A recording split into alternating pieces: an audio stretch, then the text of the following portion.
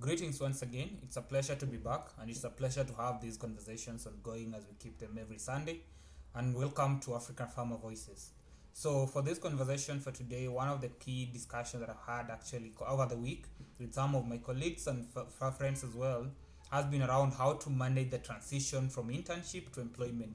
And this is the focus on pharmacy generally because these friends that I was interacting with are from the pharmacy profession. Some are doing the internship, some are about to finish, and actually some finished and are hoping to now take their level 2 stage 2 examinations before they now register and licensed to practice as pharmacists.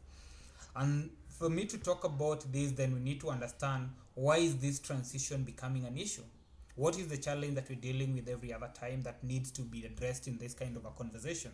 So for me, the first starting point when we talk about the transition from internship to employment is to understand, where did we start, what are the struggles that we have, and how do we overcome them. So in 2017, we had the most protracted doctor strike and industrial action, which lasted more than 100 days.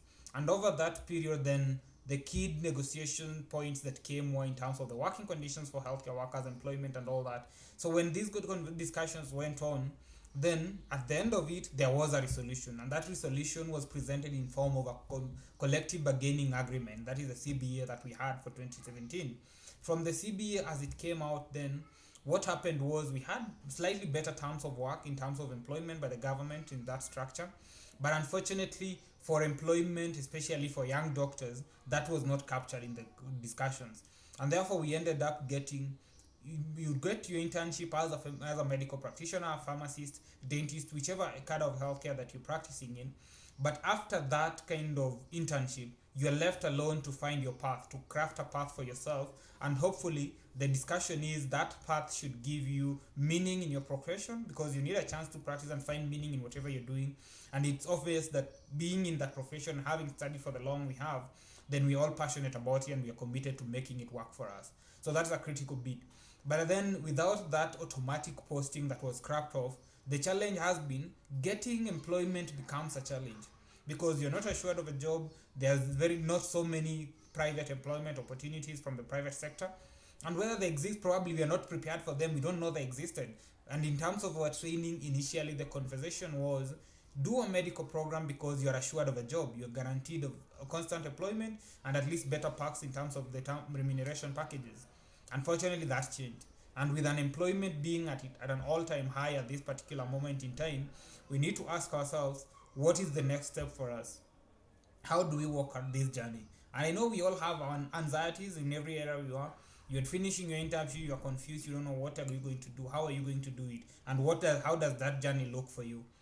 Well, nobody knows exactly how it's going to be, but the reality is we have to do something. And in doing something, those are some of the insights that I'm going to share today in this particular episode.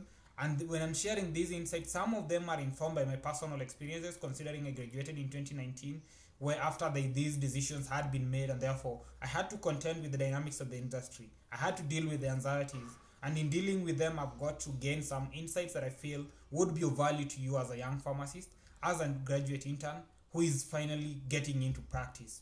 So what's the first thing that we have to acknowledge and we have to appreciate? Before we go to what we want, we need to start from, what do we have? The first thing that we have is our guaranteed internship with at least fair remuneration packages. And on that account, then you need to ask yourself, how are you making the best of the internship opportunity that you have?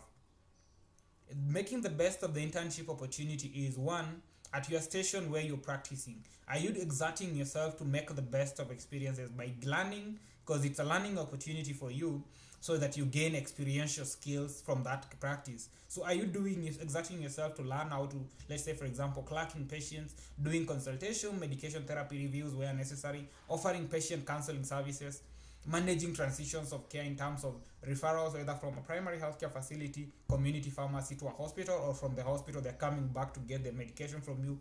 Whichever area you're practicing, are you exerting yourself to gain the skills? Because at the end of the day, post internship, what would count would be, what skill sets do you have?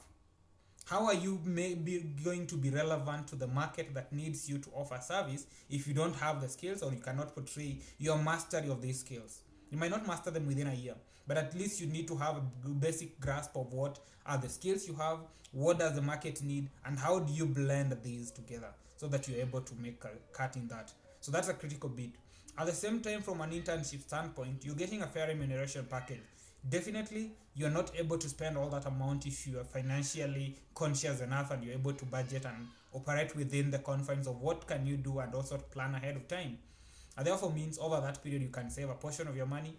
If you're able to save a portion of that money, that would serve as a great buffer, because it's not guaranteed that you leave your internship today and get a job tomorrow.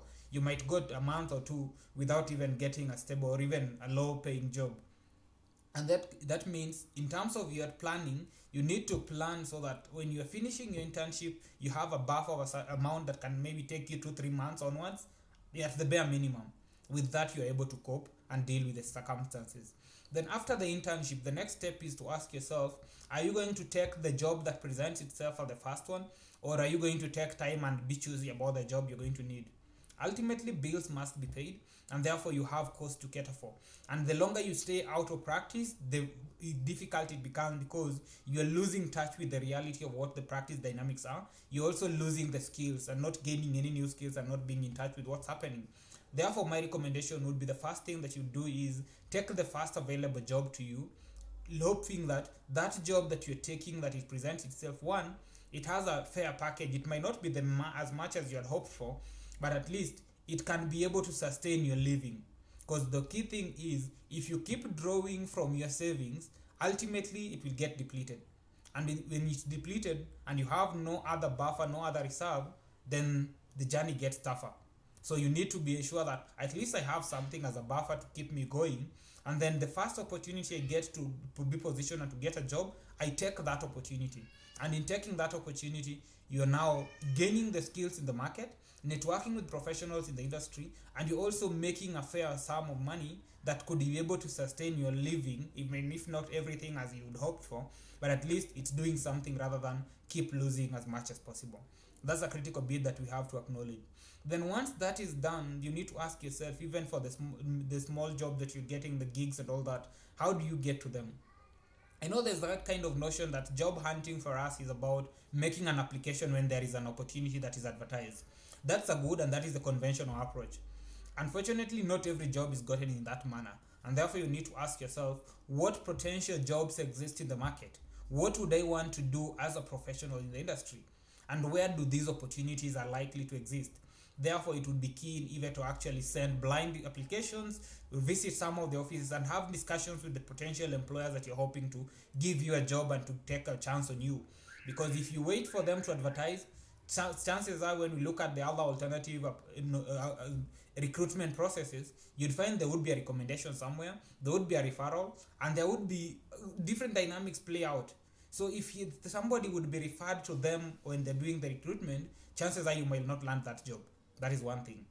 Two, if it is a recommendation, somebody's recommendation would be granted greater weight, especially if they've been working in the industry, because there is a brand, there is a reputation, and there's that kind of social capital that person holds. So the question is, how do you build your social capital, and how do you get yourself into the conversation? By sending yourself and actually pushing yourself to start making the negotiations where you need to make them as critically as they should be. That's a good thing for you. Job hunting is not limited to advertised positions. Reach out to the companies where you hope you'd get a job and hope it works for you by getting that job when and where it needs to be. So that is key for you. The other thing, we're all talking about connections, networking and all that in our dynamics, that to make it in this career, we have to be connected. Definitely connections play a role, but then the networking bit is, how do you network with people and how do you get value out of their networks? The value out of your networks is the people you know, and how do they know you? What is your social capital? What is the brand that you build around yourself that people will trust you or not trust you? And that is a critical bit. So the first thing that I acknowledge is we need to build our brands as much as we can. And in our networking, engaging with seniors and professionals in the industry, how are we offering ourselves to support where there's need to support? And how are we helping these people? Then ultimately, taking advantage of your networks is about asking for what you really want out of that kind of relationship. If you need a mentor, mention it that you need mentorship. And when you're doing job hunting, because when you're moving from internship to employment, the key is you need a job. If you've networked with me and you're hoping I would give you a job, please make it clear that, so by the way, this is the dynamics of the industry. I am looking for a job, and therefore, if you have an opening in your organization, I'd be glad to join. If you know someone who is recruiting somewhere, please send it my way or give a recommendation on my behalf.